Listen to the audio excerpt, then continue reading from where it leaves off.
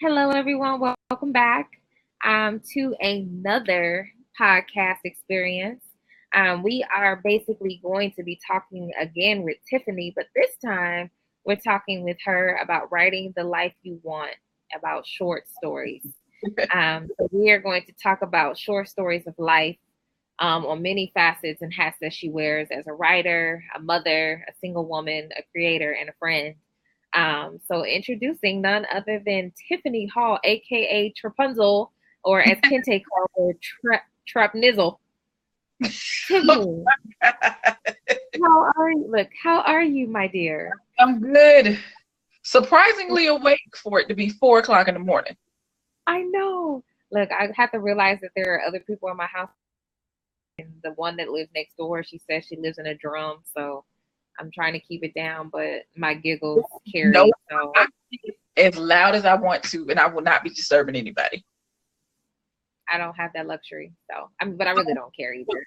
So I'm not moving him. He's too heavy. But, oh, don't put my boo like that. Okay, so what I want to talk to you about is you are a writer and you have gotten into poetry, but your niche seems to be a love Short. for short stories. Yes. Tell me about that. Tell me how you got into short stories. The very first short story that I remember writing was for a seventh grade English class. And we had to write a story about traveling through the Underground Railroad. She said it could just be I wrote an 11-page, and at that time, my writing was teeny tiny.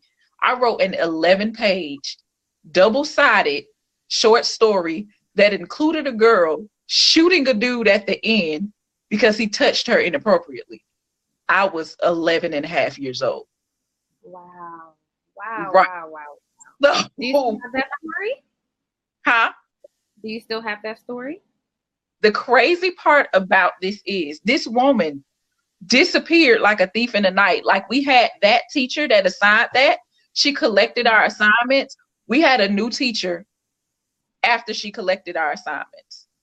Oh, she was going to And I make some money. remember being heartbroken that I did not have that story anymore. But I remember I remember looking at a map, going through the places, trying to be historically accurate. I was 11. So my love of birds came at a very young age. And I always wrote stories, but I would never let anyone else read them. The first time that I started letting people read my writing was in the group. Yeah. So and what was that like? The first experience of sharing. What did that feel like? I know there's probably some vulnerabilities there, but what was that like for you? It was nerve-wracking. And then you can have your family say, "Oh, I think you'll be an amazing writer," and you think they're saying that because they have to say that. But to have people I'd never met, we hadn't established any connection, say, "I like where this is going. I want to see what happens at the end of this." That meant everything. So Okay. that's how it started at 11, getting a class assignment for a teacher that I promise you, this woman never came back to the school. We were not given any explanation as to why she was no longer our teacher. She would either quit or got fired. I don't know. But that established what I wanted to do. Absolutely. So over this 20 plus year career of writing short stories, because that's literally now that you started at 11 and you're in your 30s. Right. What has been your most surprising work that you were like, wow, this is really good. This has bones. This could go into a novel, not just a short story. Then I the think I show already know one. I put in the group for the Baby Love and Pharaoh Tales. Is that Synchronized Dreams? Yes, Synchronized Dreams. And I have not synopsis about that. Huh?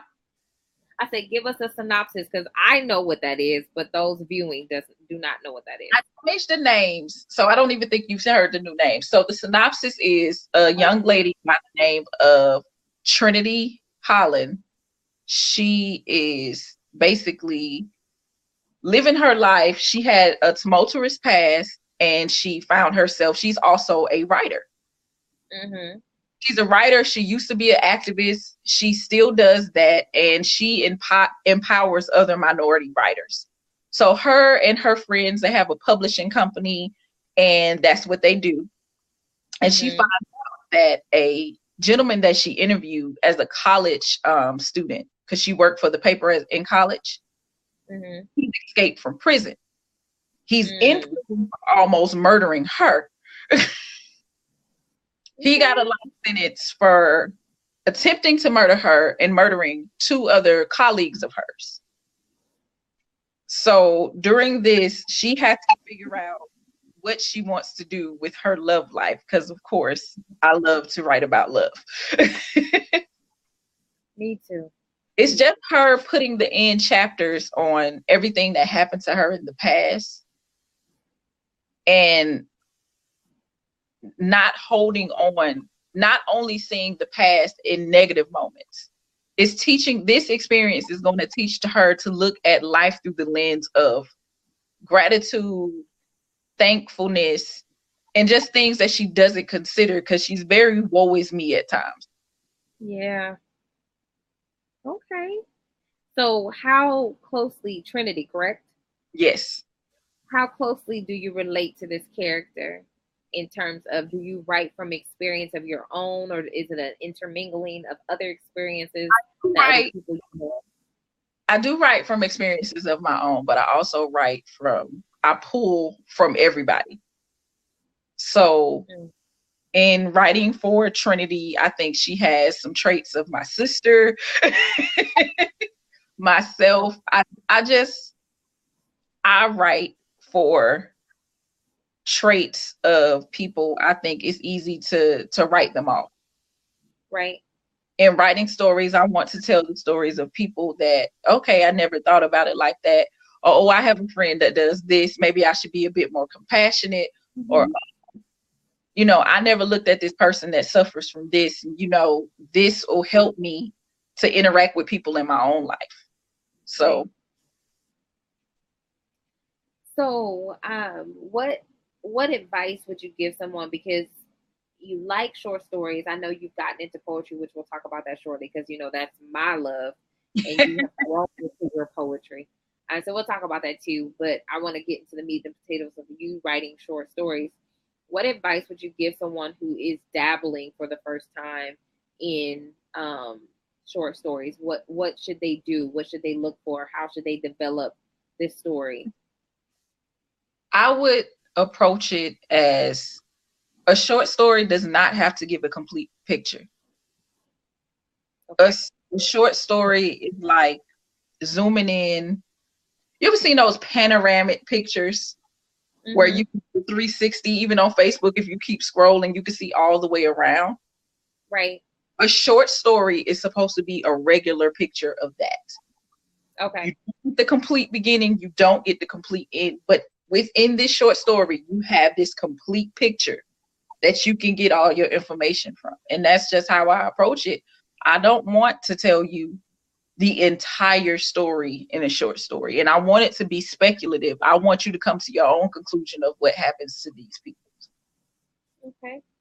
Kind of reminds me when we were kids. I don't know if you had this book, but it might have been Puss in Boots, where you went to a certain page and it said, if you want this to happen, go to page 59. If you want this to happen, go to page 12. Love those books. I did not have those books. Look, and I remember I used to just go to every scenario to see how things would end, and then I'd go back and read it all over again and pick the one that I immediately fell in love with. Yeah. It's like I had to go through all of them, unfortunately, to get to the story I wanted. But that's kind of what I think of when I think of a short story, because it is that pinpoint in time over a series of time that tells a bigger story, but you're only getting that moment. Who were your in your short story history? Who were your least favorite or least developed characters that you want to spend extra time with, maybe this year, developing? A a character that I modeled after a guy I know in real life. And it's not so much as his real life, just a police officer character that I put in a short story. I haven't given him a final name yet. Which police officer character? Hmm? I said, which police officer? The officer that Trinity and Dex are fighting about. That Baby Pharaoh fighting about because he thinks that he thinks she betrayed him, and she's like, no, I did not. And that officer, I want him to have his own standalone story. Okay. Because just in my regular 9-to-5 work, because I'm a 911 operator, working so closely with officers, especially African American officers, and seeing those two worlds butt heads. Mm-hmm. A lot of people don't realize the prejudice and the name calling, the disrespect that they have to go through. Mm-hmm. When all they want to do is do their job and go home safe. Yeah. So I want to explore that world. I want to see what that looks like. I want to explore the PTSD that you can't deal with because you're afraid it'll hurt your career. The personal relationships that you sabotage because you haven't got help for these issues. Like, I really want to explore that. It's funny that you mentioned that, the sabotaging the relationships because you haven't gotten help with. The guy, so 3 guys ago, categorized. 3 guys ago was a police officer. And he's a police officer in one of the top 10 roughest cities in the country. Ooh. And I'll never forget to this day what he said to me. He said, if you're looking for a man who has emotion, you might as well look for somebody else because it's not me. He's not lying. And I was like, and that broke my heart for him, not for myself. Because one, you get into this role, into this field, into this career where you have to be practical so you don't have room for emotion. But the thing is, in that job, there's emotion attached to what you see, attached to whom you have to talk to. When you are telling somebody their child is missing, when you tell someone that their child is deceased, when you tell someone that their mother has been murdered, when you tell someone that their father was hit by a drunk driver, to tell me that you are void of emotion. Yeah. No. And to seemingly expect me to want to deal with that for the duration of my life, because this is a person who wanted to spend the rest of his life with me. I was like, I had to search my soul because I was like, I'm not going to be able to do it. Like, I'm not going to be able to spend the rest of my life with you. He didn't expect you to stay. I can almost guarantee he knew it wasn't going to work. He had already accepted it. And he was like, oh, well. And those emotions will come back out in the craziest of ways later on in life. So he's going to have to deal with that. So, and the thing is that we've cycled over. We first met in 2013, and we cycled through 2018. And so he had said something to me, and I didn't respond. And I didn't respond because, one, you're absolutely right. Until he deals with those emotions, and he's no longer a police officer, he has since retired. But until he dealt with those emotions that he had trapped, that lay dormant, I would be of no service to him anyway. Yeah. I would be no earthly good to him. And because I am innately an emotional person and a nurturer of emotions, that relationship would not be healthy for me. But I empathize. Yeah. That is a difficult. So for you to write those stories, that could be powerful. That could be, it could give them permission to finally be free to express. Or live the expression of you. I have to change the title of it because I actually had started working on a collection of stories called Dispatch. Okay. I remember you mentioned this. I put this novel in Noveler, the software that I use. maybe a year before the show came out. So when the show came out, I was like, okay, I'm gonna have to call it something else, but I might not. I might leave it at Dispatch. What happens. Because it's the perfect verb for what I want these stories to convey. Absolutely. Because dating a police officer or dating someone in the military is like dating a person from another planet. The things that they have to see and walk around like it's normal is crazy. Like even doctors don't have to go through that because it's not as gruesome on the medical end of it as it is on the policing end of it. And it's just, even some of the things like, okay, when you said that the things that you have to tell people, like if your mom died or this or that, we had a boy who had put a missing persons report out on his mother. So he was all the way, I think he was an hour away from my jurisdiction. We call around. He said, I'm tracking her phone here. In the area that he was in was the wrecker service that we use for my jurisdiction. So they look at the VIN, they look at the car, they pull up the call. It was a car accident. She died. He didn't know. So I know this. My coworker knows this. The police that now knows this. We can't tell him because he has an hour drive to get back home. So we call his grandfather, who had come to the house because she went missing. But she wasn't missing. She was deceased and they didn't know. I had to tell him, oh, it's fine. Your grandfather has all the information. Go home. You know, she's not missing. And I'm sounding chipper and I'm telling him this. He hangs up the phone and I'm just like, whew, breathe. And my coworker's like, I need a drink now because we just lied to this boy to go drive for an hour to go find out why his mother isn't missing anymore. Right. Dealing with that one instant, officers have to be face to face with that. So it's just writing. When I first started writing, I wanted to tell the stories that I couldn't articulate any other way.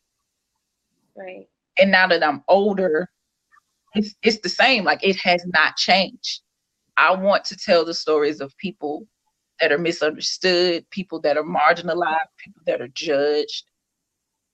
And so I deal with topics that I wish I could see in other books that I read. And you seem to throw love in there, I hear.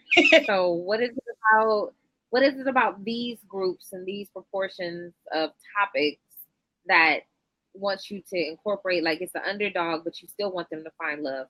Why do you take that approach opposed to say people that can love, whether it be in a romantic or platonic, because I think we downplay platonic relationships. We think romantic is the end all be all. People that can love freely without inhibitions, without, feeling weird about it. People that can get a level of emotion, they are fully functioning people. And it's hard sometimes to do that. So I want to show that no matter how jacked up you think a person is, everybody is capable of giving and receiving love. All right now. I wish look, in the writing world of short stories, if you had a superpower, what would it be? For short stories, confidence. Yes. Because I write so much. I've published maybe to Wattpad. So another thing we were talking, goal for this year for my personal writing goals, I want at least 10 of my stories published somewhere, and not just on Wattpad or in Noveler. So are you going to be submitting for BBV magazine? Victoria's look, The one that you had said you wanted the information for Yes, the information for it, and I will be submitting. I'm working on because it's right now. every month. Yeah. It's every month. So in essence, you could literally write for them every month and get paid for it. So I'm definitely doing that. I'm doing it's a couple of contests that I said I was going to enter, and I'm working on 2 pieces for that. And another thing that I wanted to dabble in, because I'm such a fan of it, but I rarely write it, is the horror fiction. What's your intriguement with that? People snapping. Because people think that people that commit heinous, incomprehensible crimes are just these monsters. And I don't know if that makes me a little bit crazy, that I think, sounds like a great backstory. I wonder what made her that way or him that way. There's always a backstory. Hell, even John Wayne Gacy had a backstory. So I'm always intrigued by the backstories. Maybe more now because of what I do. Right. Well, Jen just said that's what she writes. In the group in the chat, she said that's what she writes. So she writes horror stories. Oh, please link something, because I will read it all. Look, I just told her to join the conversation. Maybe she will. If I remember correctly, she might be in Hawaii.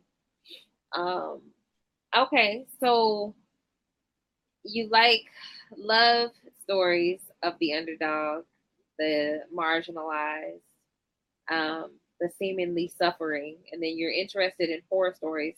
Let's shift past stories and talk about how you develop, and let me just give a quick backdrop. Me and Tiffany met in WBAC, which is Writers Black Artists Connected, and it's a subgroup of the bigger group that Kente created, which is Black Artists Connected. And I remember that first year, which would have been 2015, you would always post, I'm not really a poet, but here's a poem. Or poetry is not really my thing, but I'm going to try a haiku. And I'd be like, anybody can write a poem. I was like, and poems is what you expound upon when you create short stories or a song or a rap or whatever. So tell me what it was like for you getting into poetry and finally owning the moment where you said, I am a poet. I actually do write poetry, opposed to, I'm not a poet. So crazy. I didn't start writing poetry until I was a teenager.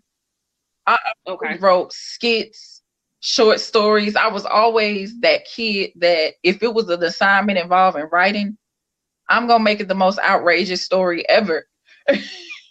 But poetry came later when I realized, okay, so when I was younger, I thought I was going to be a rapper. But I love music, and I was 11, and you couldn't tell me that I wasn't the missing member of Naughty by Nature or the first rap song I learned in totality. Tag team, back again, checking the record, let's begin, party on, party people, let me hear some noise, DC's in the house, want to jump for joy. Like, that was me. So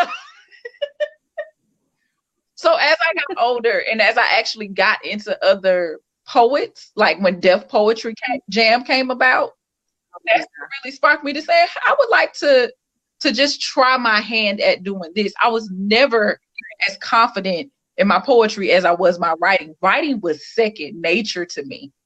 And poetry was like learning another language of writing. Right. But now if people ask, am I as confident in my poetry as I am my writing, I would tell them probably, yeah. Okay. So who are your greatest writing influences? Because we already know who your greatest music influences for writing are. For writing, as far as horror goes, the godfather of horror,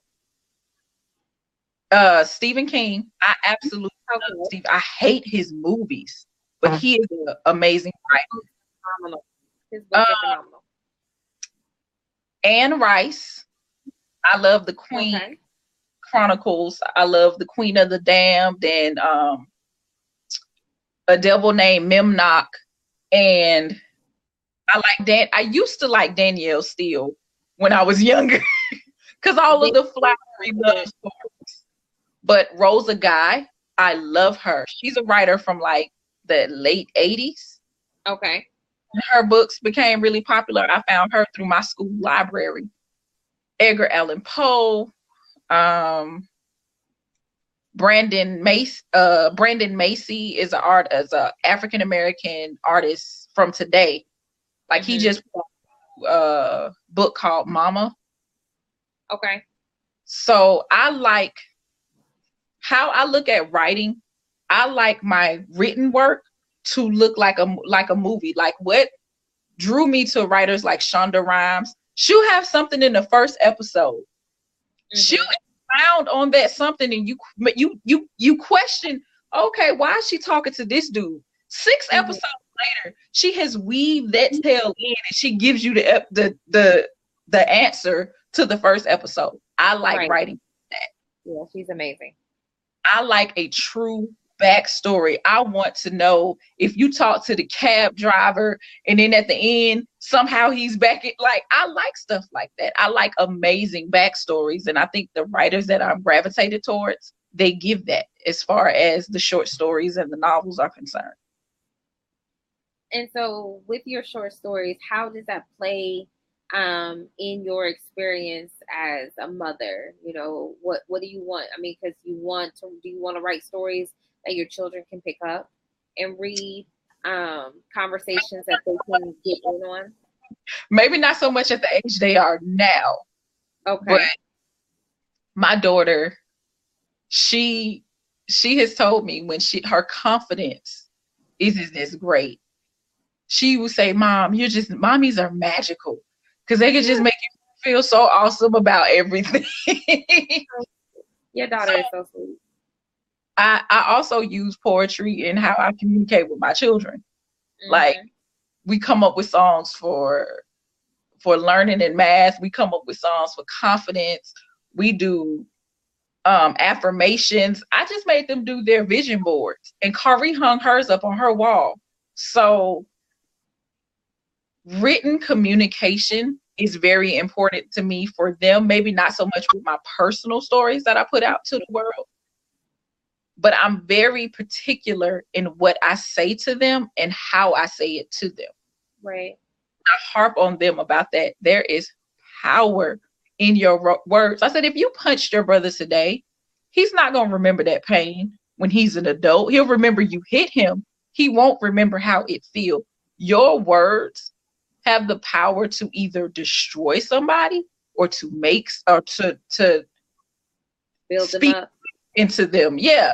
So I emphasize that you cannot be rude and nasty to people. I'm very strict on them about how they make others feel. Oh, absolutely. Or anything else, because depression in children is scary. They don't have that inner confidence, or that they take what people say as gold. Like if you said this to me, you have to be telling the truth. And so I'm very particular in how I direct my words towards them. Even when I'm disciplining them, I think I made up the word mollywop.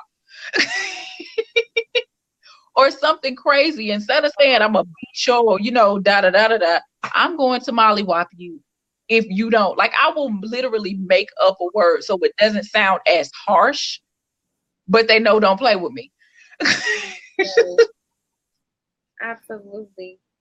And so as a single woman, how you create especially your women characters in your stories, how does what you experience or not experience play a part in that? And what do you hope for, what you haven't yet received, or hope for what you want to receive? Because I'm a writer too, so I get it. I do. I saw a complaint in another writing group that I'm in, and they said, I read this story, and this is the most ignorant crap. She was basically saying, why do men writers, when they write a woman looking into the mirror, why is she always admiring her body or touching on herself Or the women don't do this, man. All facts.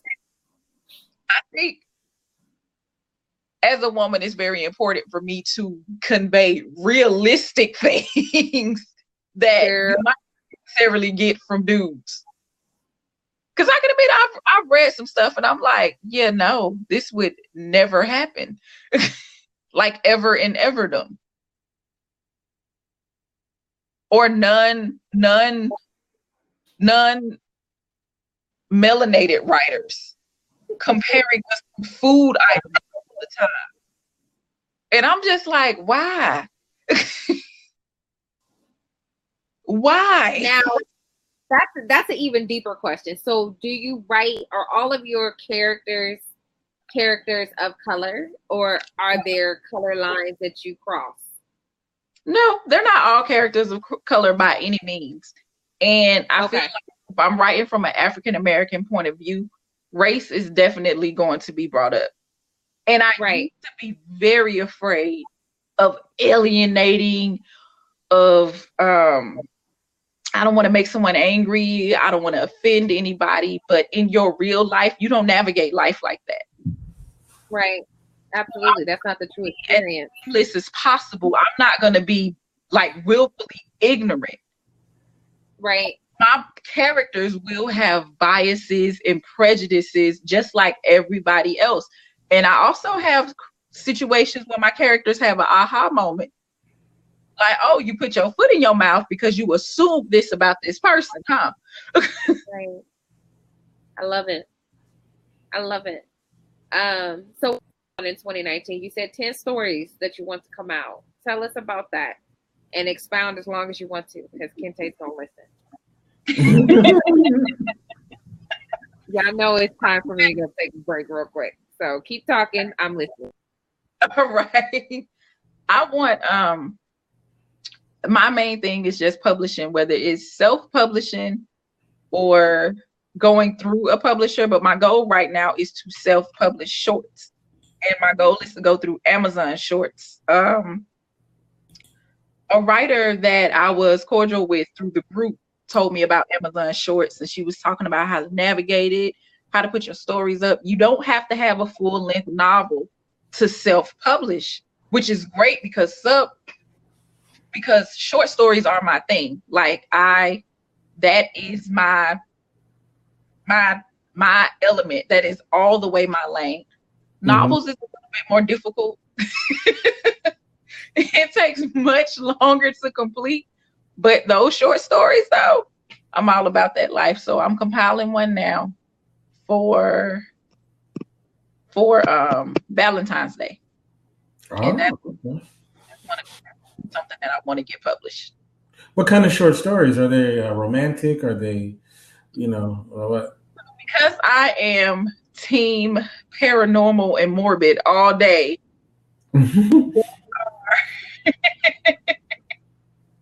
They all have they're like horror stories of love. Oh wow.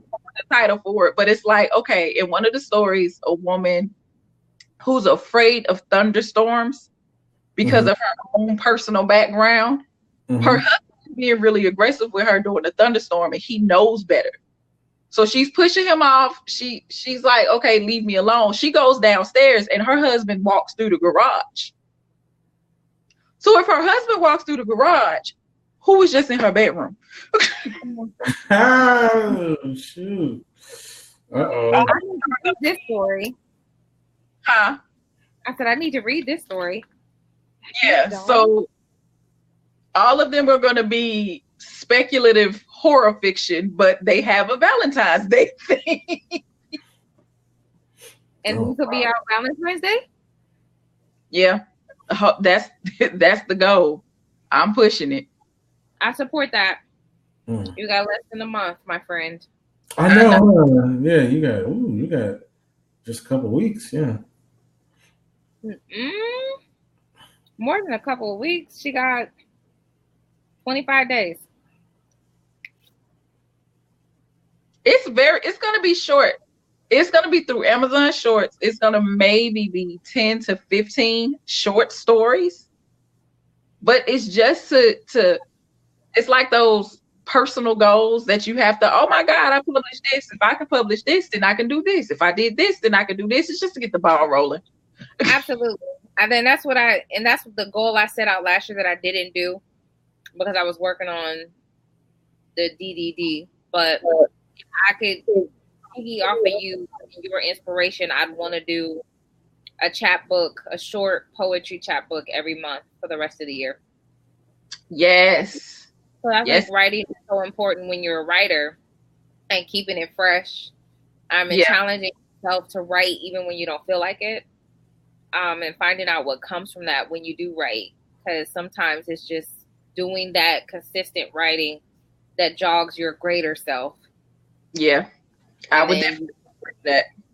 Develop characters or develop a new writing style, or you may have a breakup or a relationship that's really great, and it allows for different conversations to be sprung forth from that writing. So do you write visionary style? And what I mean by that is, do you write in ways that you can see this happening in your own life? Because I know you write about horror stuff. I want to see you killing people or being the victim. It's so crazy. I write in ways of where I can see me witnessing it happen. Okay. I write from the stance of a witness 90% of the time. Okay. It's like, okay, I can see this, I can see that, I can see like something like we questioned a caller on the phone, and I could have a whole backstory to what is happening on the other end of the 911 call. Like, I write it from the stance of a witness. It doesn't have to be me, but I have to see it happening, like legit happening in real life. Yeah. Can I ask you a question? Can we determine things about you through your writing? Are there little nuggets to who the real how you say it, Trapunzel is like, or is that like a diagram to really knowing who the real Tiffany is? No. Really? The only thing that you will be able to tell from my writing is that I'm passionate about Black people. Mm-hmm. I'm passionate about the family unit, mm-hmm. self-care, and I love love. That is like the theme with most of the main protagonists. Maybe not so much the antagonists, but. And I totally disagree because I know her and I have read her stories, and some of them we've had messenger conversations about, and I'm like, oh, so you was talking about X, Y, and Z. Look, so. But see, that's inside looking in. Outside looking in, he would know. Okay. So I was like, I'm going to tabloids. I'm telling all your business. I'm like, no, she was talking about somebody in real life. I'm telling all my own business, but under different names. Okay, so let me ask this question. Have you ever had somebody read one of your stories and either correctly guess that it was about them or falsely say, oh, that's about me, but it really wasn't? Neither situation. I've had somebody read the story and they like, who is this? Like, I've had somebody close to me read the story and be like, where you pulling this from? Because we didn't do this, and I'm just like, really? It's fiction. It is fiction for a reason. Right. Hi, Fraser. How's it going? All right. We're talking about Tiffany's short stories. Hi. So it was good. It was good to hear. I like hearing these stuff. It's good to, especially if you're, as I was connecting with Shannon last night when I went to my bed, and you guys are obviously just gradually on the pre warm up before this 24-hour stint. I always like to get opportunities to get people's brands in Scotland, so the opportunity is open. Oh, you're in Scotland. Yep. I'm a Blab person. I was on Blab when it was, so I was like Kindy was. So we're all, yeah, we were kind of Blab OGs before it died. So I will take, my door's open. I've got a podcast, radio show. I like to call Going Beyond Borders. So I like to help people bring their product to over the water if they want. That's all right. I'm going to have a connection at some point with Shannon later. Not today, but at some point later, when she's had about 10 hours sleep after this, she'll need it. So, yeah, just to have a chat and if a way of bringing what you do to a global platform. Plus my community. I've got a community of people, of authors, podcasters. Authors, podcasters, media. There's coaches, graphic designers, people who do Kingdom Beads, make little kind of beads, semi-precious gems. If you go to kingdombeads.com, Aoife Leatham, she's in Toronto. You can sponsors my show. There's people who do soap. There's all sorts of people you might actually know from. You might have crossed. So it's all a mixed bag if you like to bring your brand. I've got artists, musical artists as well. So I connect people. I will sit here and say, listen, I want you to connect with this person. They will benefit you or whatever you do. Especially with all your stories. If you want to be speakers. So anyway, you're going quiet. Your sound's gone, Trapunzel. You said my sound is going. I think it's the way you're distant. That's why. That's it there. There we go. Are you still charging your phone, ma'am? Yeah, I just plugged it back up. It was not gonna last that little. I was like, we still have an hour and 14 minutes. And so, hour and 9 minutes because we get 5 a good hour. That. Yeah. Okay. So let's talk about the writing that you have grown fond of within the group, or that has fostered growth in your own writing. What have you seen in the group or in other people that you know that you consider writers that has made you want to expound upon what you currently write? I'm just going to start with the poetry mavens, and that's definitely going to be yourself, Thank you. Cruz, and Arian. Mm-hmm. Your poetry definitely pushed my poetry to a much higher level. Those battles helped. We had battles in our earlier parts, like because we had so many different topics every day. Which is why I challenged Arian out the blue. Like, we hadn't even talked in a minute, and I tagged him, and I did not expect him to respond. But are you talking about last year? Huh? The one y'all just did last year? I did not expect him to respond. I thought he was going to say, girl, get out of here. But he actually responded. So just seeing the play on words, how serious you take your poetry. Because not to be rude, with any craft, you're going to have the bottom of the barrel. With any craft, you're going to have people doing it just because they think it's easy and they don't take it serious at all. Like, I study writers. I read incessantly. I might not remember the author's names, but I read everything. I have 3 6-foot bookshelves in my home, and I probably need maybe 3 or 4 more, to the point where I'm gonna go on my Nextdoor app and do a book drive. Be like, listen, you want these books? Come get them, because I have too many books. Let me come get some when I come back to Georgia. I said, let me come get some. You can never have too many books. Even though, don't tell my mother that, because I got a whole bunch of boxes in her garage and she is not happy about it. Listen, I really take this craft seriously, and to see anybody take it as serious as me, be as deliberate with their words as myself, is amazing. So on the poetry standpoint, you all really upped my game, because that was my weak area. I did that to relieve stress. And as a hobby, I never saw myself as a poet. Right. Definitely being in the group changed my mindset. And as far as writing goes, like with the stories and everything, Darnell, Tara, and who else? Tamia. Mm-hmm. Like, I'm salty. They don't put their stories in there anymore. Yeah, So, they're amazing. So what are your stories about, Rapunzel? just everyday marginalized people and the voices we don't get to hear. Like I was saying earlier, that I want to expound upon the character that's an African American police officer.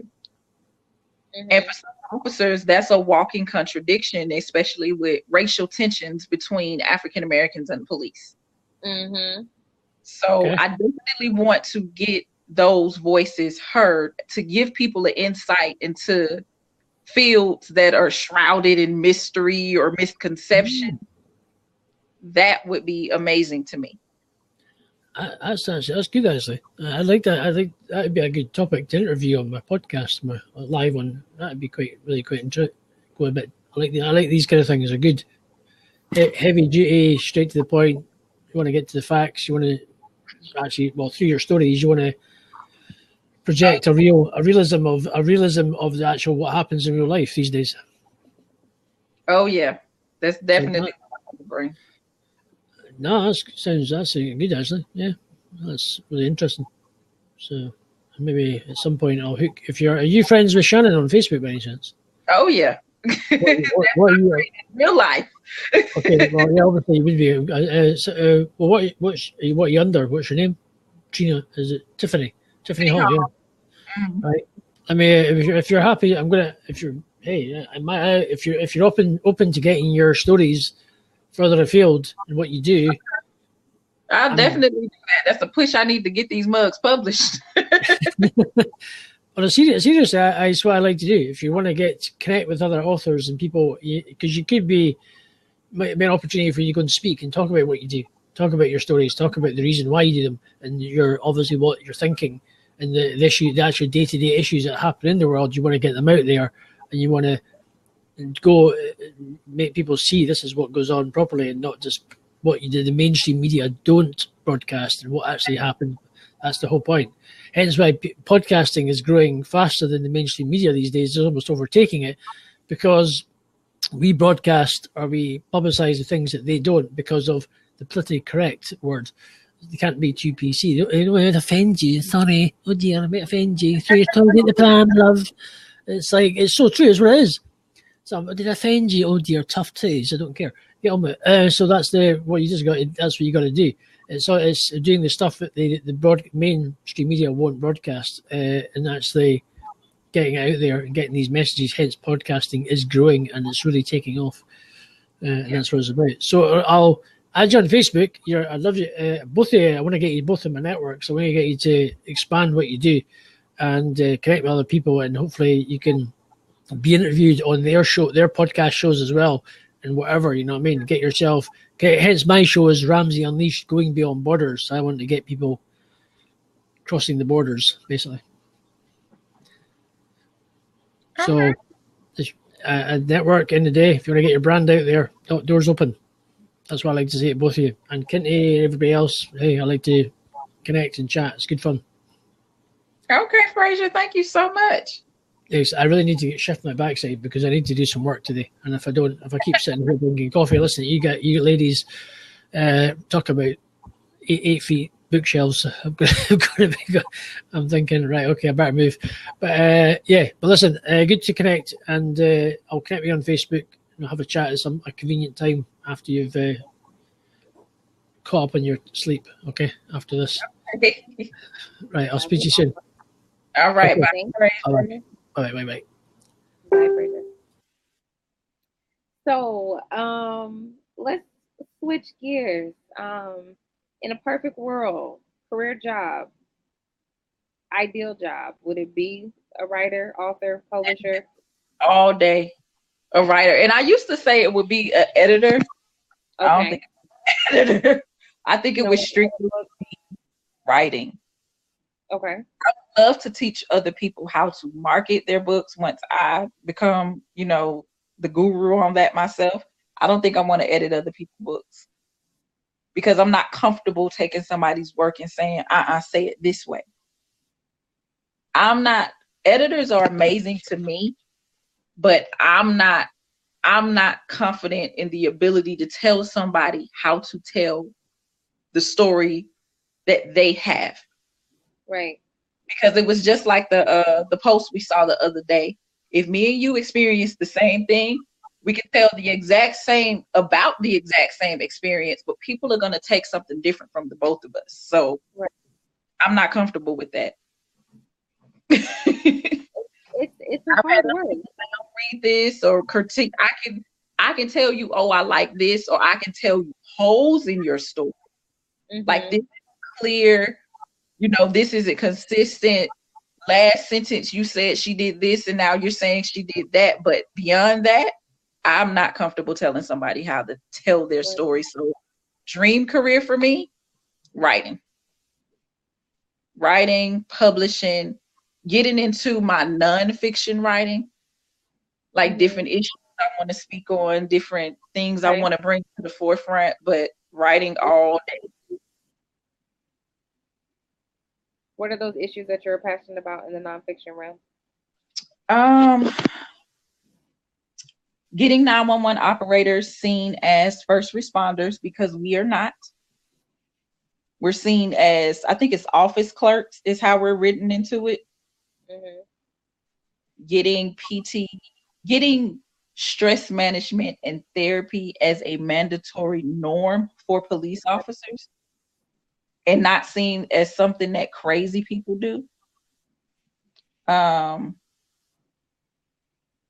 Issues dealing with, I don't want to say everything because that's going to open up a whole nother can of worms. Childhood health issues like vaccinations and homeschooling. It's just different things that I think should be the norm, but we have backwards sometimes.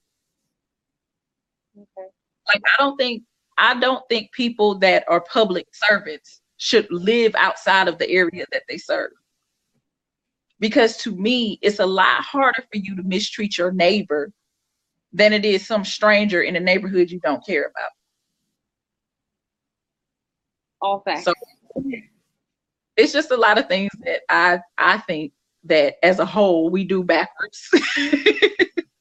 And I want people to see why. Absolutely. So what do you tell young readers who want to write, those who are 11, just like you, and don't know the first thing about putting the story together? Of an 11-page double-sided story. Make sure you get a copy first off. Definitely save everything, even if you think it's garbage, even if you think, oh, I'm not going to come back to this. And I've become more old-fashioned with my writing the more I get into it. Mm-hmm. Like having an electronic file is cool, but I want to print everything out and have file folders of version A, version B, version W. Like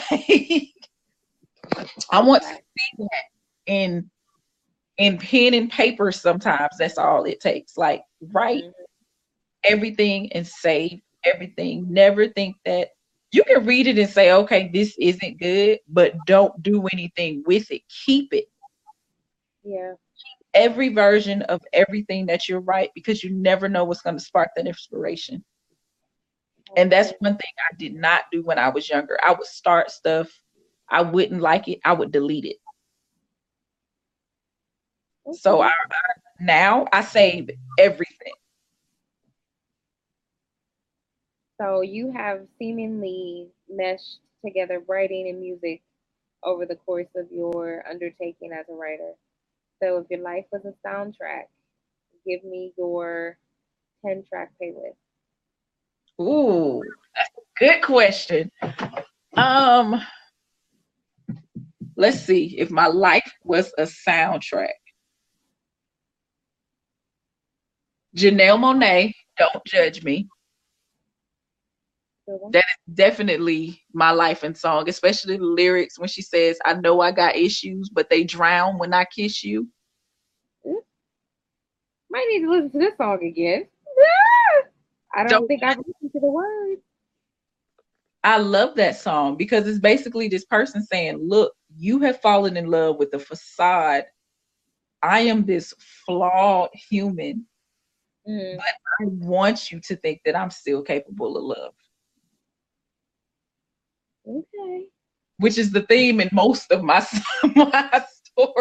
Right. Absolutely. Absolutely. So, don't judge me, Janelle Monáe. Slut Like You by Pink, where she's saying, listen, dudes are not the only ones that are out here sleeping with people for pleasure and not love. Don't get this twisted. All facts. Let's see, that's 2 songs, right? That ain't this hard. 8 more. My favorite question.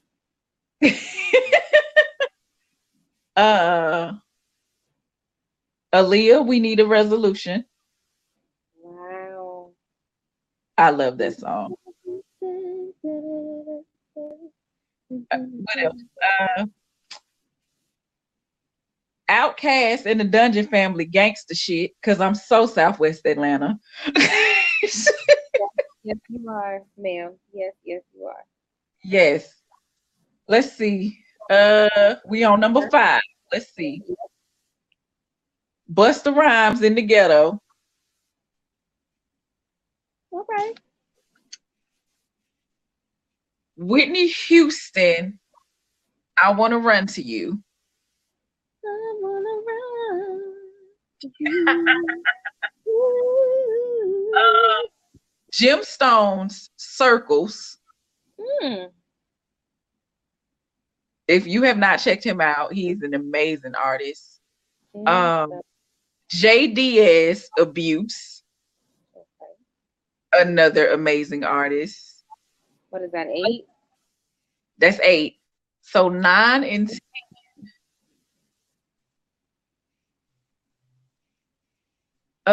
Beyonce, I Was Here. People sleep on her because she's so popular that they forget she does have songs of absolute substance. And that song tears me up every single time. All right, what album was it on? It was on the year of the 4 album. Okay. I Was Here, which the beginning of the song is I Want to Leave My Footprints on the Sands of Time.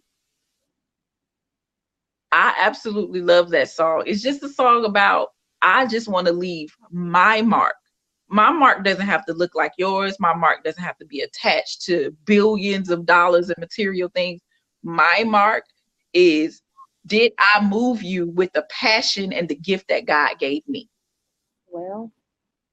So that song, every time I hear that song, I cry. My kids think I'm absolute nuts when I hear it.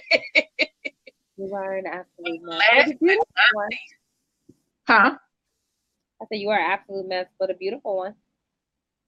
Last but not least, let's see. The Whisper Song, the Yin Yang Twins. Let's see. We got to throw in something gangster. I'm just saying. Nah, it can't be the Yin Yang Twins. Kilo Ali. I want to show you. Go ahead. That's a good soundtrack though. It's an eclectic variety that speaks to so many different levels of who you are and your writing style. So if your favorite story became a movie, 1, what story would it be? And 2, who would be your lead characters? What actress or actor would be the roles of those 2 people or multiple people, depending on your lead story? I don't even have one. Like, okay, so it depends on my mood. Let's see. Let's do Synchronized Dreaming then. Oh boy. Characters in it. Huh? I said that has a lot of good characters in it. Let's you mean see. a leading woman and leading man? Leading woman. Ooh. Uh, leading woman if she was a little bit older. Well, no, because she's not terribly young. But leading woman, maybe Zendaya. I like her. Zendaya has a lot of depth and substance, and Absolutely. she's just a breath of fresh. She's like the goofy, quirky, but beautiful girl that Mm-hmm. will take over the world someday. And I love her on screen and off. Yeah. And if it were going to be a guy, the leading character was a guy, I can't think of his name, but he played in Bird Box. You talking about the guy that everybody is going wild over, posting all them pictures? I know him from before Bird Box. He's on Tyler Perry shows If Loving You Is Wrong. I didn't watch Bird Box, so I can't be of any help right now.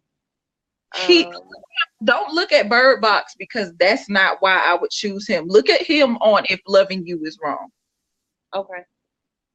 It's just a certain type of protection that this aura of protection he gives off when playing against female leads. That's Okay. very natural to me. And Dex is definitely a protector. Okay. And do Like you see that is there a chemistry that you think that would be created between them on screen, as well as like would it correlate? Because sometimes when you read books, what you read in a book is far better, some people would say, than the movie, and then some people would say, oh, the movie's far better than the book. I mean, of course, that's subjective. I think that their chemistry would be, because of how they play their roles. Like there's a reluctant vulnerability about her. Mm-hmm. And there is an almost accidental aura of protection about him. Okay. Like even when he's upset, I ain't thinking about you, but did you eat? You getting on my nerves, take your iron pills. Like right. I think that those two characters would definitely mesh well. And another thing that I put in the characters that you don't see on screen is when you have a female love interest taller than a male love interest. I have a coworker and her well, they're not fiance, they've just been together so long. Her boyfriend is shorter than her. And she says that when they go out, they get looks sometimes, or people like, why would you? Like it's just like this unwritten rule that women have to be with men taller than them. His character may make him 10 feet tall, even though he may only be 5'2". Exactly. So I just wanted to bring, because I've dated guys shorter than me. I'm 5'10", barefoot, no shoes. And every woman that I've seen, I've stumbled across, the comment is, "Oh, he must be taller than me," and everybody's 6 foot taller. We can't all have 6 foot and taller. Some of us got a 6 foot thing. So that character, I mean, I think, and you write the character you want, regardless of what height they are. And if they're shorter, it's not about the shortness that matters; it's the confidence and the character. Because you can build a level of height and depth into a person that their actual height can't match. Exactly. I wrote that with 2 of the characters in the book. So that's also another thing that I've seen men get picked on about, especially in police. If it's crack jokes like, oh, y'all gonna bring a real officer, or just them cracking jokes with each other, and they laugh, but they looking like, listen, say something else. It's real. I mean, and we put so much pressure on men having to be a certain height, look a certain way, have so many inches. Ah. Above all other things that and we add so much pressure instead of just truly letting the person's character shine. And I know I'm not the rule to the exception because there are women like you and myself who has all the societal pulls to attracting someone. Oh yeah, how many digits he's got. Joke. I just my sisters would joke and say, look, definitely doesn't look at looks. And I think every dude that I've dated, they've been very attractive to me. I don't care about how other people see them. Yeah. But do you write with that same energy? Like, or are they seemingly attractive? Or it depends on the person that I'm writing the love interest for. Okay. So I have a person that is super vain. That guy is going to match, her identity of what a man should be. And maybe I'll reveal, oh, okay, you assumed he was this way because he looks like this. You assumed he would have no debt. Or vice versa. I'm working on a story where a guy, he pays a girl to basically marry him. Oh. How much you paying? Haven't thought of a dollar amount, but it's significant because he's one of the hottest rappers in Atlanta. Okay. He pays her. And he thinks that, oh, if I pay her, she'll do this and she'll do that. And what he realizes that she agrees because she thinks she can help him. She just doesn't know with what. She's very uninterested in his money. Right. And that story of, okay, I assumed this, but I just put my foot in my mouth, and how am I going to take my foot out now? Okay. So are we lending itself to it's this way now, but it'll end up being something different at the end? Oh yeah. I'm rooting for love. Of course you are, darling. I'm rooting for love. Look, put some of my life story in that story. I'm here for it. Man, listen. I wish I could put some of his money in my bank account. Again, put my life story. The current scenario, put that one in there. So I can help you write it. Have a ghostwriter. Would you ghostwrite for other people? Yes. I would love to be a ghostwriter. Like, what's the appeal to ghostwriting for you? And my eyes are. You get to try new genres, or you get to do something completely different than what you would do, and know that people think your stuff is hot. Yeah. Without them necessarily knowing it's you. Right. So I bought a book on ghostwriting because I really want to get into it, but I want to get into it in a way that maybe not be normal. Okay. I want to write wedding vows for people. I want to write wedding vows for people. I want to write love letters for people. And they don't ever, like, I don't care if nobody knows, I would know. So I would even go. I've done a few people. I would ghostwrite songs for people.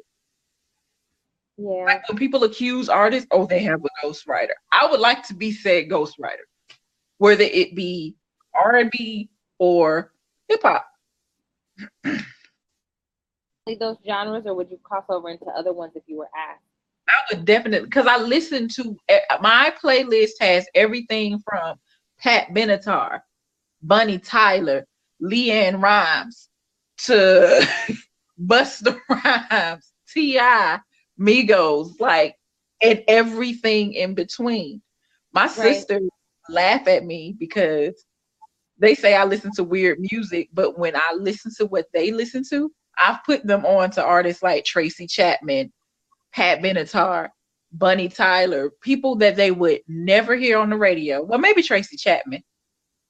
But what song besides Total Eclipse of the Heart do they play of Bunny Tyler's if they play that one?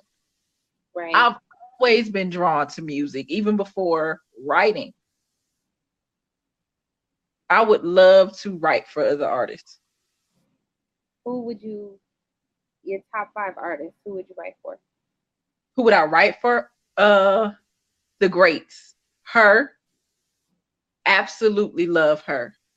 Me. She. Huh? I said me. Okay, sorry. You know I love music. She is incredible, and the fact that she is truly a musician. Mm-hmm. She sings, she writes, and she has always wanted, like, she's never had any other job. She's been on TV doing talent shows since she was 10 years old. So I would want to work with her. I would want to work with Kendrick Lamar. I would want to work with Pink. Okay. Absolutely love Pink. And the last 2, Killer Mike and who else? Yeah, who else? Jade Nova. All right. 2 of them I'd have to look up, I think. Jade Nova was Rihanna's background singer. Okay. And she does a ton. You would know her online from her Beyonce impersonations. She has a ton of videos that have had millions of views from her pretending to be Beyonce. Okay. And she has videos where she mimics other artists and sounds exactly like them. And she just came out with her first album. She sounds nothing like the artist she mimics. So she's got some Ariana Grande in her spirit, because she's a good imitator as well. Hilarious. Her impersonations are spot on. Okay. So J Nova and then Killer Mike, is that Atlanta? Killer Mike? Yeah, do you remember and the whole world loves it when we don't get, he's on that song. Okay. Okay. But he's been in the game forever. Like, he has his own group now. He just came out with his own Netflix series. It came out yesterday. And what's it called? Hold on, because I have to see. Give me 1 second. 1 second has been expired. You know what? The name of his show is Trigger Warning. Okay. That's what they that's what they put on the explicit content sometimes. Yeah, Trigger Warning, where he talks about race relations and just political stuff. Mm-hmm. Absolutely love how he thinks. I like his relationship with his wife, and I like the work that he does here in Atlanta. Okay. So I worked on, No, keep going. I'm sorry. I worked on a project of a very close person to me for the first time. I don't know if he wants to use the song. Okay. But that felt amazing. What was the synopsis of the song? Was it love? Huh? Was the song about love? No. The song was about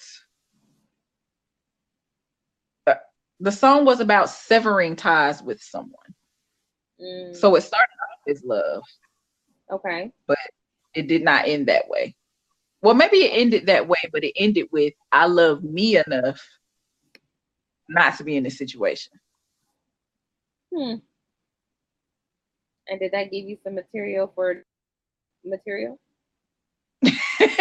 Everything gives me material for new material. Now, as a writer, and I know in our group it's so easy to fall into because we have those smaller circles within our writing group. Do you find yourself, and if you do find yourself, are there multiple? Do you find yourself writing from a muse of sorts?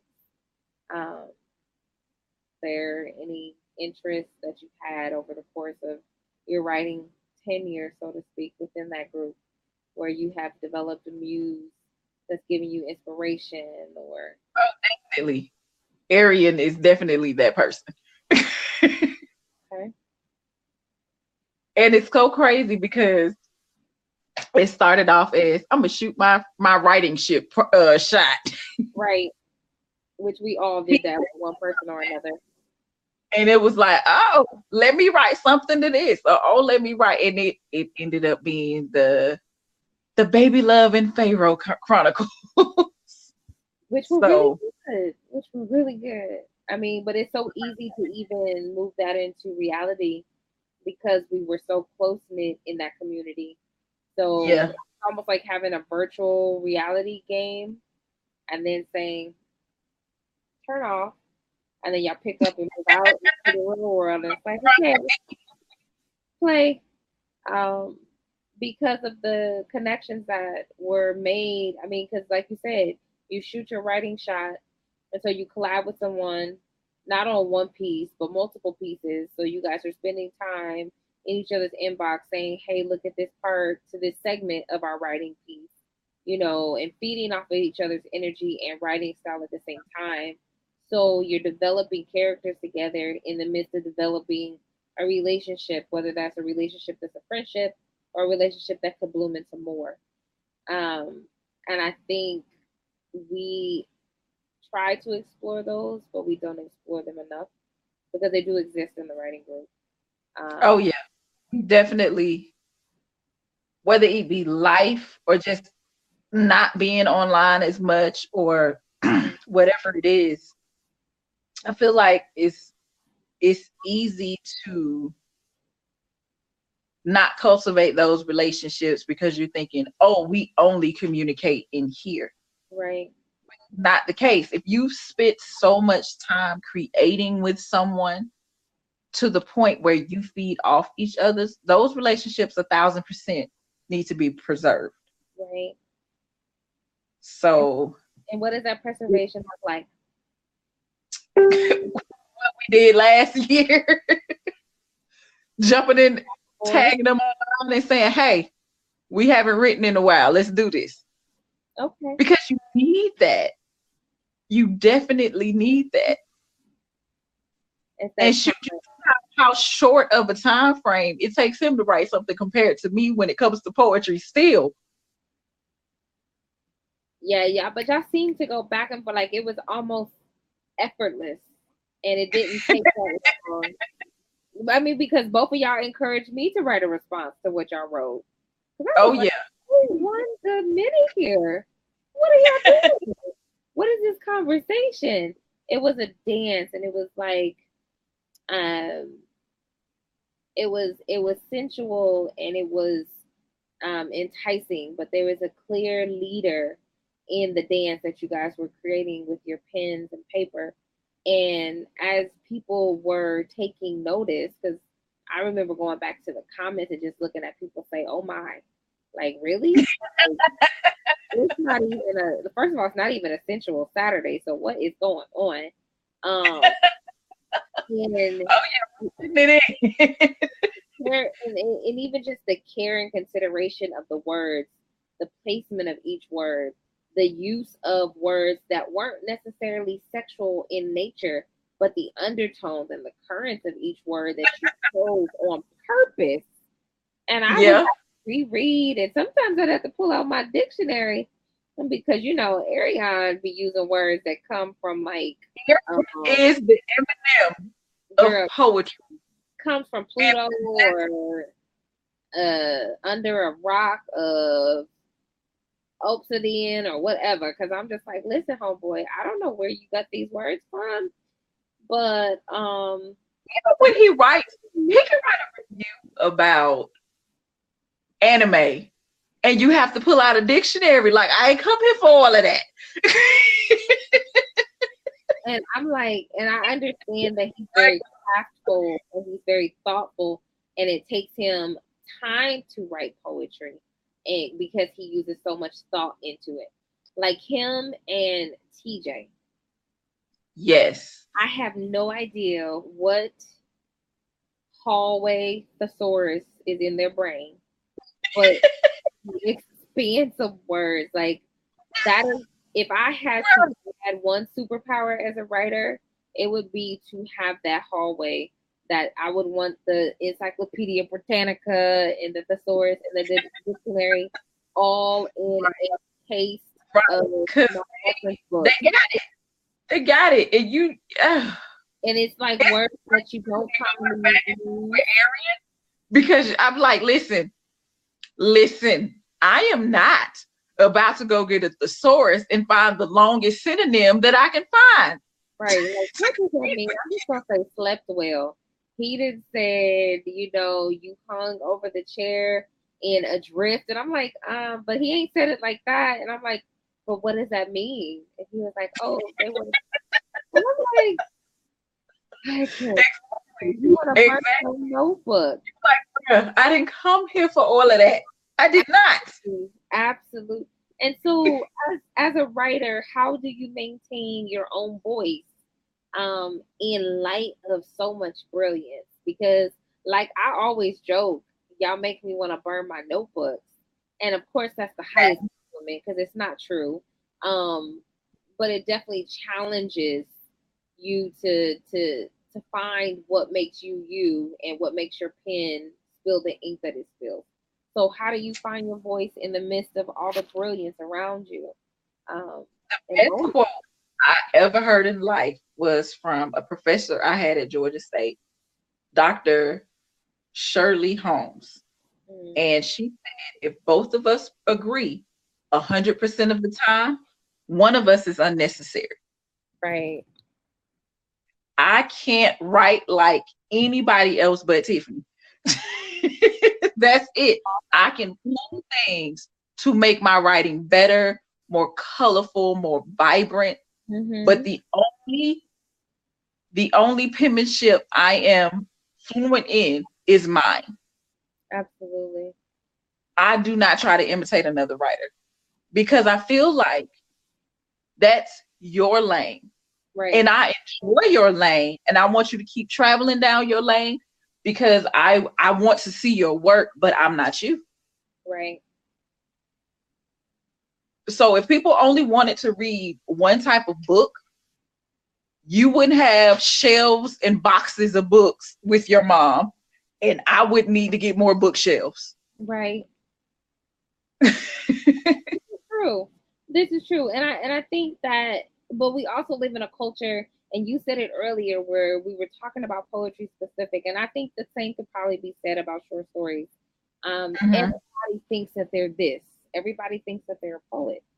Everybody thinks that they can write a story. And it's well and true, everybody can write a story, but everybody picks what everybody else is writing. And so that's why I said it's important to find your own voice. But it's also important, if you're going to write in a certain genre, to hone in on your craft. And like you said, you study well. A lot of people just say, oh, I wrote this and it's seemingly good because 12 people told me it was good, so I'm a writer. And there are people who don't take time to show their work and do the work. So yeah, what does that look like for you, showing your work? Because you said you are writing. Do you write daily? Do you have a daily jot? Do you have like writing? I have a daily jot. I have notebooks where I write down ideas that look absolutely crazy to anybody else, and sometimes me sometimes. And I pulled away so much of depending of electronic devices for the brainstorming phase. brainstorming and ideas, I have to pull out good old pen and paper. Yeah. I can't do that on a computer. So every single where I go, I carry a notebook. Every day, all day, I'm writing something in that notebook every single day. And even sometimes the character come first, or sometimes a scenario will come first, and it can come from the craziest of places. So the story about, I read a book where the guy paid a girl to be his girlfriend. Look, I'm gonna ask my question. How much you pay her? He paid her, I think it was $5,000, and she was supposed to be his girlfriend for 2 weeks. Okay. So kind of like what's that movie with Nick Cannon? Oh, I know what you're talking about. Love Don't Cost a Thing. But reversed. Right. It did. So it's like, this is interesting, but the basis of the book were all about, they weren't about people of color. Okay. So I was like, okay, I can see this little situation, but that's not how that would happen in my world. So I read this book years ago. Right. So I was watching some reality TV show where they were talking about, oh, the relationship is made up. The relationship is made up. But I was like, what would that look like if that were true? Right. So the scenario came, and then I thought about the book. It's called 2 Week Girlfriend. Okay. I think that was her first novel. Mm-hmm. Amazing. That book is amazing. I can't say I liked all of the books in the series, but that one, she did a damn good job on that one and the sequel to it. Okay. So looking at reality TV and saying, what would that situation look like? And then delving into the psychological issues you would have to actually want to do that. Right.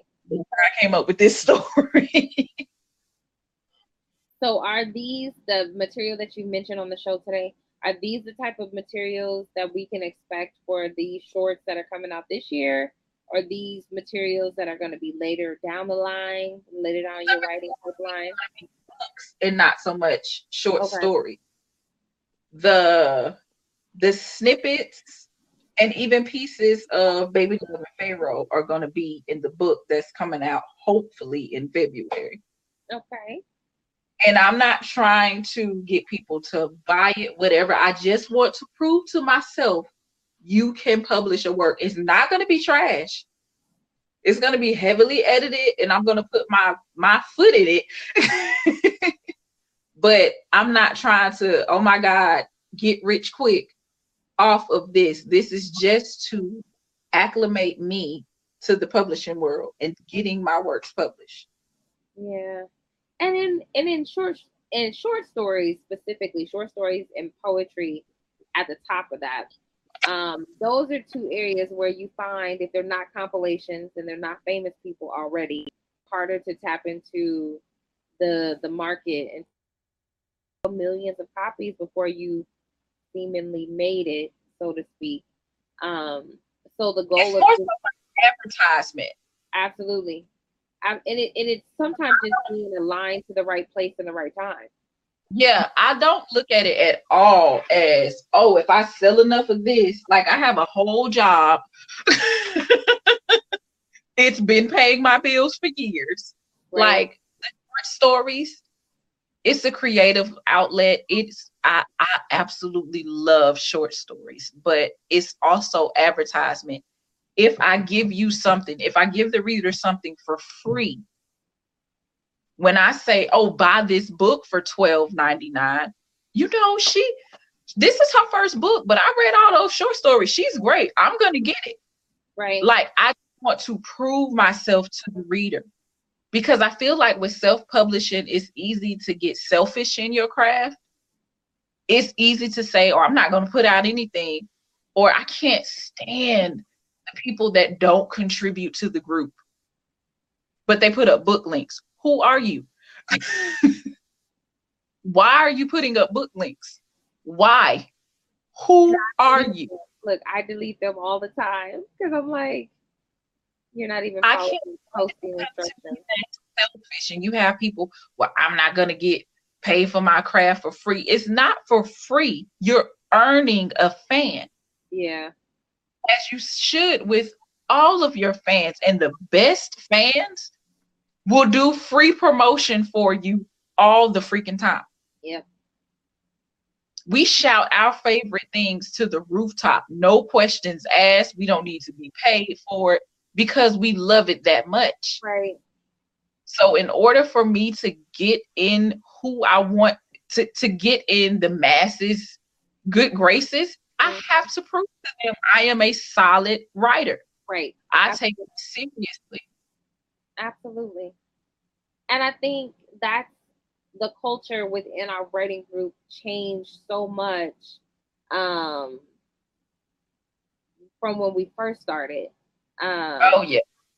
Because when we first started, that was all there was. It was always posting, conversations, jump on this story. Here's a topic. Here's a haiku challenge. Here's a dating scenario. Write from this. And you're absolutely right. When we don't see the work, which is why I have mentioned, showing your work and how important that is, because other people have to believe in what you're doing. But even more so importantly, you have to believe in what you're doing. And I think that's where the lost art is in a group like that, because it's getting seemingly bigger. There isn't what we had when we started. I think when I came into the group, it was over 1,000, but it was under 2,000. It was. And now it's almost 10,000 people. The last time I checked. So I want the culture to go back to, I'm just so excited about the craft. I want you all to share in what I've worked so hard for. Not buy my book, buy my book, buy my book, buy my book. Mm-hmm. And I don't understand that. How do you ask a group of 10,000 strangers? You don't know me, but buy this. No. Absolutely. But you know what's funny? And I think Candence is one of the ones that said it. And I think even Cruz said it, that in that group, more strangers have purchased their work than seemingly friends and family that have known them their whole lives. And I would say the same is true for me. And I have multiple books. Most of the people who read my books are not people I know.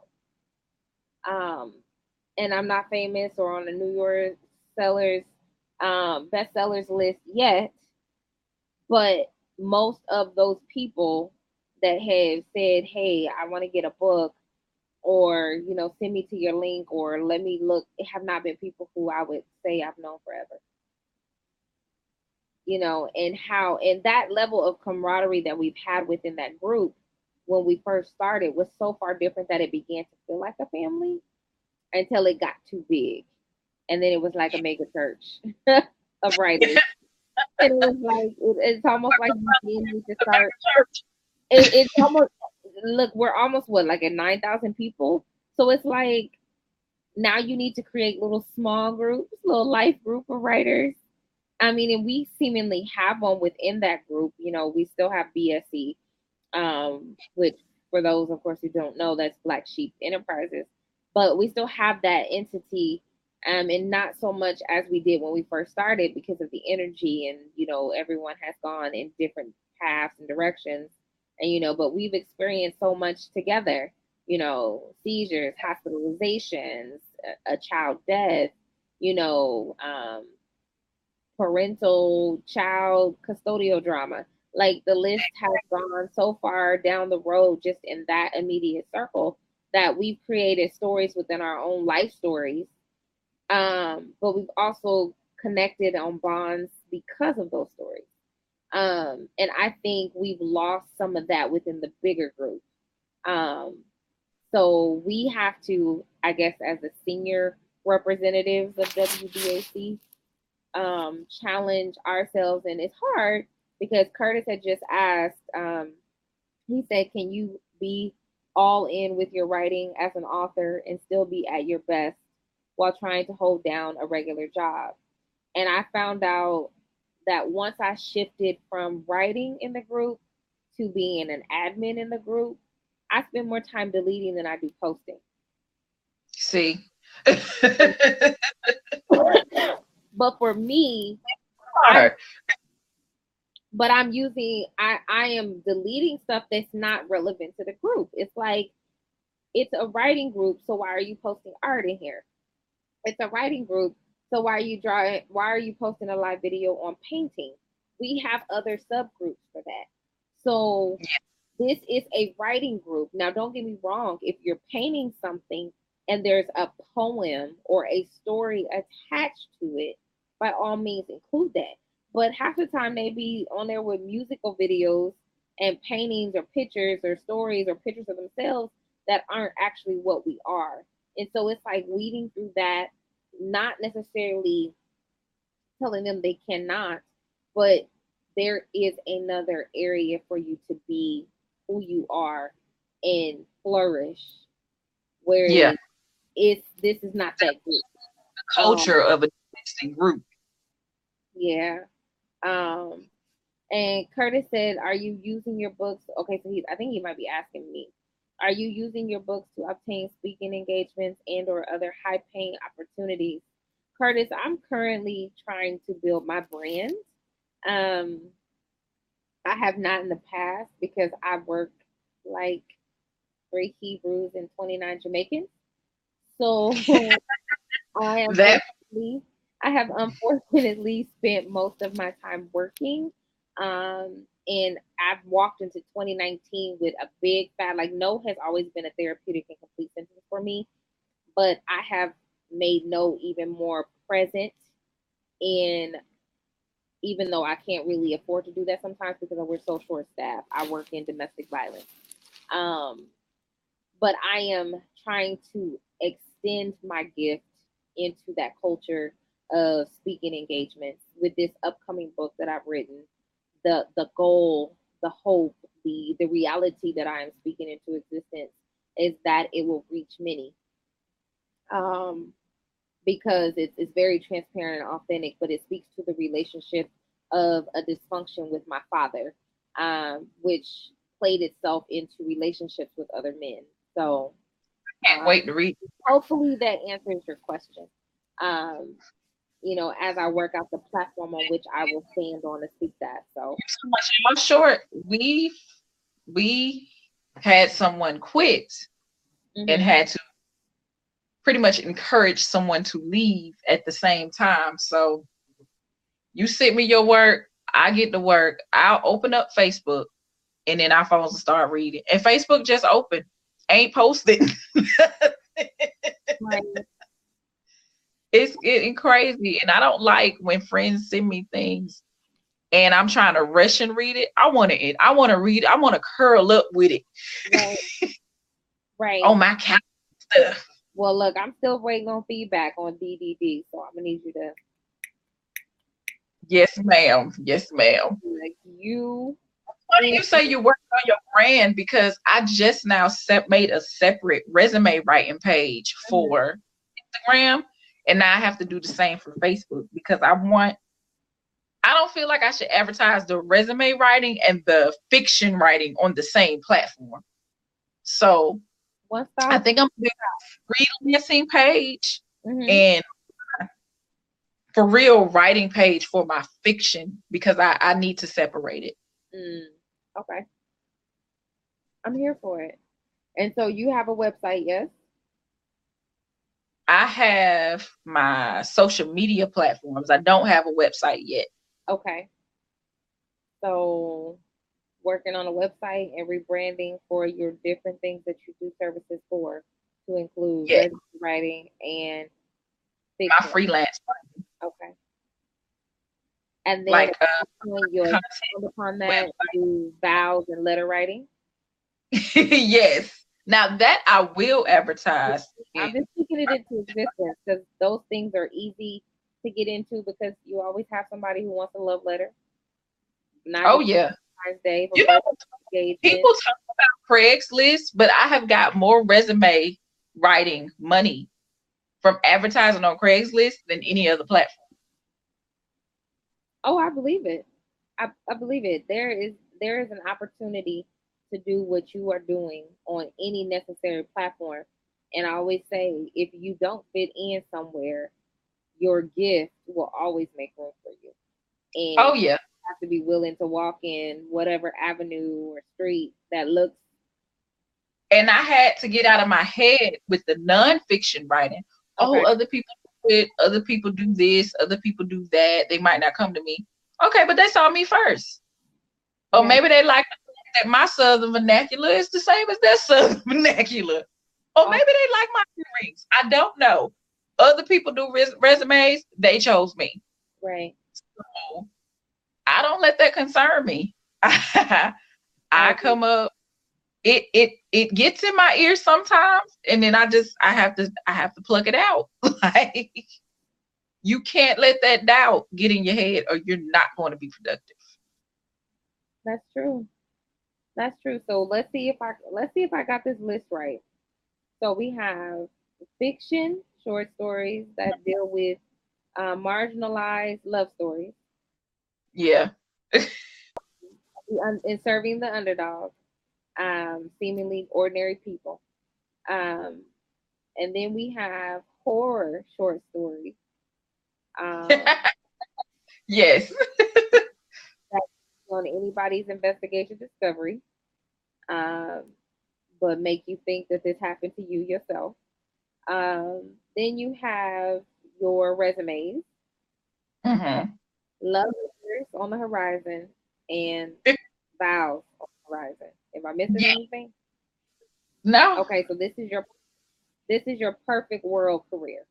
This is You would my. be doing all these things I would full be doing time. all these things. I would send Pearl her resume and work on Keisha's wedding vows. All Okay, while I'm submitting my short stories and publishing novels. Like that is my dream, to write and create all day. that's awesome. Because that's not work to me. Like I would love Right. it. And to be home with the children. Okay. So definitely working from home, doing all those things. Oh yeah, definitely. That's gonna be the dream one day. Okay. So this is your dream to help you actualize because we talked about on the last podcast, encouragement into 2019 and goals that we have for our girlfriends. So now that you have those things written out or visualized out, they're on a vision board somewhere. I made my kids do a vision board and didn't even do one. I'm going to do it though. You got till the end of the month now. My vision board is so petty. I got my daughter the pink one, and this little chick switched with me. So she took my white one. I'm not putting my vision on a pink vision board. I'm gonna have to go buy another one. Listen, I mean, you paint it, tape it, put some newspaper around it. It don't even matter. I'm The gonna go point, with the white board. I'm not doing that pink. I can't. a mess, a mess. Girl, you better put that vision on that pink board. Okay, Yeah. so once you've written the vision and you've made it plain, so now you have a goal. You mentioned already that you want to do, and correct me if I'm wrong. I think you said 10 short stories this year. Yes. Okay, so that's goal one. Are you going to reach out to solicit, encourage, advertise, market for? I mean, because you already do it for your resume, so you even have that platform kind of in an execution mode. So, what about the horror stories and then the love letters and the vows? How are you going to market those in 2019? How are you going to get yourself out there in those areas that you Uh, may really have experience in, but you are definitely enjoying to do. Fiverr is a great place to get the weirdest gigs ever. Okay. Content bills are awful, but Fiverr is different because you can find people seeking not so popular services. Mm-hmm. And one thing I learned working at Dillard's, I was in the home department and we did the wedding registries. Mm-hmm. Going into Facebook groups with that do wedding registries and talk about brides and stuff like that, I'm starting to do that and reach out to people. Like, hey, these are my services. I know it sounds weird, but I can help you make your day exceptional. Absolutely. So just to tell people what I do and how I do it, that has been an experience. Absolutely. I was literally given a business card to somebody in, where were we at? I've been in Marietta, Georgia, when I was just there. Somebody was talking about getting married and they considered coming down here for their wedding ceremony. They had them and her and her partner. She was like, "Oh, I'm going to reach out to you." So that absolutely, it's all about putting yourself out there and then following through with the content. The thing that people make a mistake about is they'll reach out to 10 people and only one person will show even a remote interest and nobody will buy, and they think, oh, okay, it's not for me. I had to get to that mentality to where if I reached out to 10 people and only one person had any type of reaction to it and I didn't get any sales, oh, I need to figure out a way to reach out to 1,000 people. Enough people hear me. Let me speak louder. Yeah. So you have to turn off your inner critic when it comes to your advertisement, because if you're about your craft and you put in the work and people just don't know you yet, you have to keep. And Curtis said, do you need help with putting your website together? Yes. Yes. Curtis, website, I paid good money for a website and can't use it. So I'm that dense. I remember when you paid, because we talked about this. This is what, 2 years ago? I can't, I'm that dense when it comes to websites. I need somebody to say, log in here, you put this here, and it'll update. I don't know how to do that. Yeah, that's difficult. It's gotten to the point where I'm just going to take a WordPress class because I can't. Okay. Curtis said he can certainly help. Kente, you trying to get our attention? Did you just wave? Oh, okay. So any closing remarks as a writer of short stories that seemingly implants parts of your life, parts of your journey, Hatchet to Wear Well, your story as a 911 operator, as a mother, as a single woman, as a daughter, as a sister, as a friend. Do you love that Public Enemy song, 911 is a joke? Yes, I have. Yes, I have. I heard some of any song that has anything to do with F the police, I probably heard. Oh yeah. So go ahead. Words of wisdom. I was gonna ask you what was your craziest call, even though I've heard most of your stories already.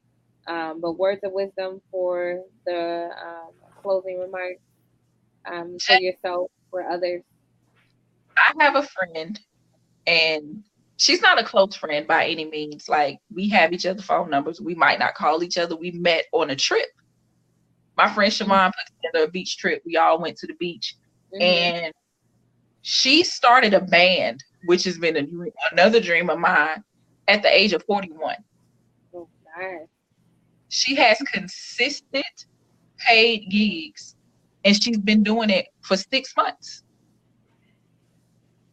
So I used to think that I don't have my life together. I'm in my 30s. I'm just not going to get it together.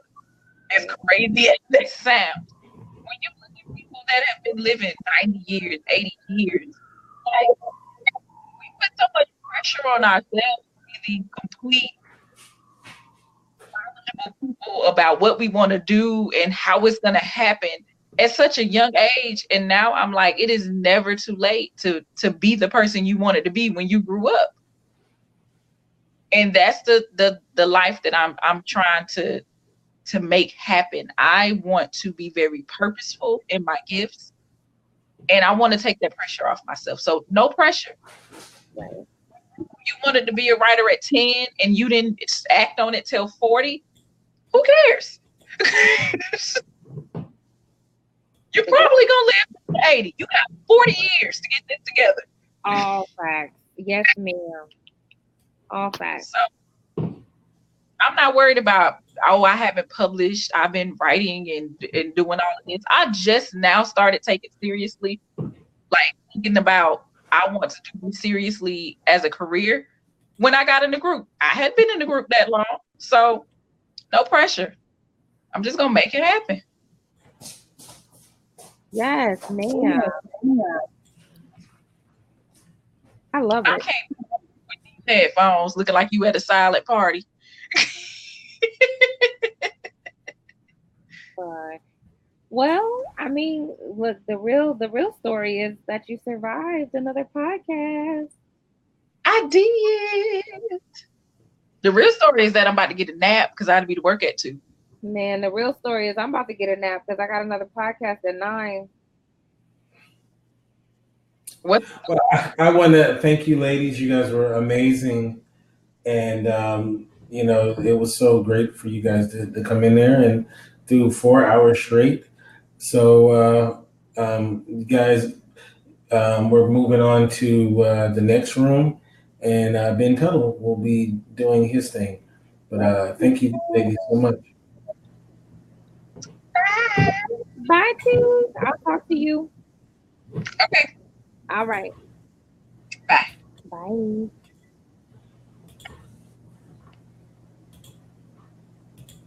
Bye, Kente.